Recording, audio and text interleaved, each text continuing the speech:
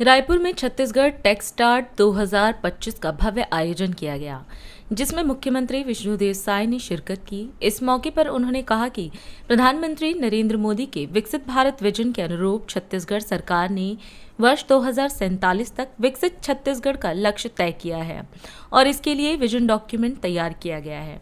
मुख्यमंत्री ने बताया कि यह पहल राज्य के युवाओं को आत्मनिर्भर और नवाचार की दिशा में प्रेरित करेगी। आप सभी को नमस्कार, जय जोहार। आप सभी का मैं हृदय से अभिनंदन करता हूं, स्वागत करता हूं। और बंधुओं, मैं ये कहना चाहूँगा कि हमारे विजनरी नेता यशस्वी प्रधानमंत्री श्री नरेंद्र मोदी जी ने हमें बड़े लक्ष्य रखने एवं उस पर काम करने के लिए हमेशा प्रेरित किए हैं। विकसित भारत की उनकी प्रेरणा के अनुरूप हमने भी वर्ष 2047 तक विकसित छत्तीसगढ़ का लक्ष्य निर्धारित किया है और इसके लिए विजन डॉक्यूमेंट भी तैयार किए हैं। आज का ये आयोजन भी हमारे इसी लक्ष्य के अनुरूप है। आज हमारे अधिकारियों ने, हमारे कमिश्नर, हमारे सचिव ने छत्तीसगढ़ में निवेश के शानदार माहौल के संबंध में तथा हमारी नई औद्योगिक नीति के लाभों के बारे में आप सभी को विस्तार से बताए हैं। मैं इसी संबंध में अपनी बात संक्षेप में कहना चाहूँगा। इससे पहले मैं केंद्र सरकार में इस्पात राज्य मंत्री के रूप में काम कर चुका हूँ और मैं प्रधानमंत्री जी को बहुत निकट से देखा हूँ, उनकी कार्यशैली से परिचित हूँ। उनकी पहली प्राथमिकता में से एक मेक इन इंडिया रही है। आज के समय में जब हम टैरिफ वार देखते हैं तब आत्मनिर्भर अर्थव्यवस्थाओं का महत्व हमें और भी समझ में आता है। मोदी जी ने प्रधानमंत्री जी के रूप में अपने आरंभिक कार्यकाल में ही इसकी नींव डाल दी थी। उन्होंने युवा शक्ति की प्रतिभा और उनकी उद्यम इच्छाओं को जाना, उनके स्टार्टअप के लिए राशि उपलब्ध कराई। लाखों युवा जिन्होंने स्टार्टअप शुरू किए, अब उनमें से अनेक युवाओं के स्टार्टअप आज यूनिकॉर्न भी बन चुके हैं। छत्तीसगढ़ में जब से हमारी सरकार आई है, हमारा पूरा फोकस युवा शक्ति पर है। हम उन लोगों पर फोकस कर रहे हैं जो छत्तीसगढ़ में उद्यम की इच्छा रखते हैं। हम उन्हें हर तरह से प्रोत्साहित कर रहे हैं।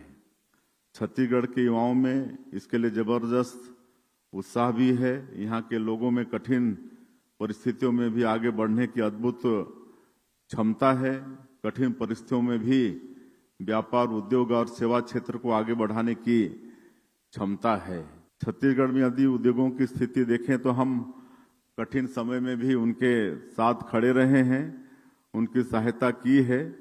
छत्तीसगढ़ में चाहे स्टील इंडस्ट्री का मामला हो, चाहे अन्य इंडस्ट्री से जुड़े हुए विषय हों, जब भी राष्ट्रीय वैश्विक कारणों से इनमें दिक्कत आई है, सरकार उनकी सहायता के लिए हमेशा खड़ी रही है। साथ ही हम लगातार इंडस्ट्री से फीडबैक लेते रहे हैं और इंडस्ट्री से जो भी सुझाव हमें मिलते हैं उनका तुरंत निपटारा करने का भी और कार्यान्वयन करने का भी कार्य करते हैं। छत्तीसगढ़ के लोग बहुत समझदार लोग हैं। वे यह जानते हैं कि उनकी बेहतर इस बात में है कि बड़े पैमाने पर प्रदेश में उद्योग का विकास हो।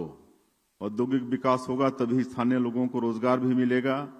औद्योगिक विकास से जुड़े भूमि अधिग्रहण जैसे विषयों में भी लोगों से चर्चा करके समाधान निकाले जाते हैं और कभी भी जटिल स्थिति सामने नहीं आती है।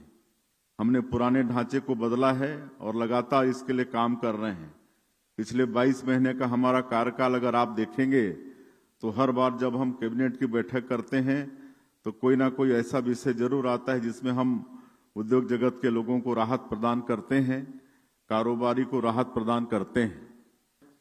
और इसलिए आप सबसे मेरा आग्रह होगा कि आप सब लोग छत्तीसगढ़ में आइए, मेहनत कीजिए, अपनी प्रतिभा को वैश्विक स्तर पर ले जाइए। छत्तीसगढ़ सरकार आपकी सहायता के लिए चट्टान की तरह खड़ी है। आप सभी आईटी और आईटीएस के क्षेत्र में वैश्विक स्तर पर स्वयं को स्थापित करें, ऐसा आज के इस अवसर पर हमारा आग्रह होगा। राष्ट्र सर्वप्रथम